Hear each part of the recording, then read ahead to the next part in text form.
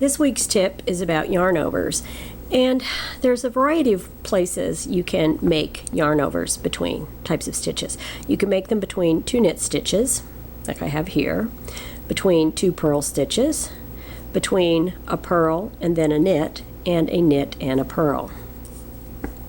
And depending on what the following stitch is, that kind of determines how you make the yarn over. Now, between two knit stitches is very easy. You just bring the yarn forward over the needle and you knit the next stitch, and there's your yarn over.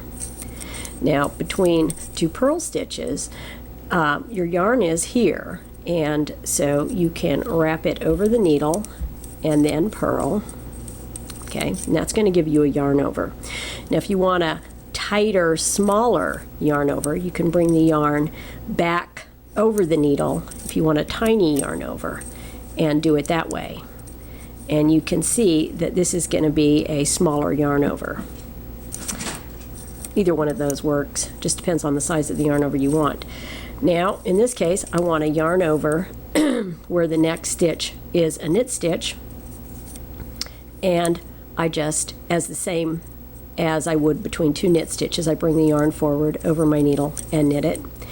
And then when I have a knit and a purl, it is the same as when I have two purl stitches. If I want a tight, small little yarn over, I just bring it this way. Oops. Okay, and that's going to be a much smaller yarn over, or I can wrap it completely around the needle, and it's going to be a smaller yarn over. And those are yarn overs. Now, when you use yarn overs, primarily you use them in lace. You can use them for decorative increases, but generally a yarn over is followed by a decrease.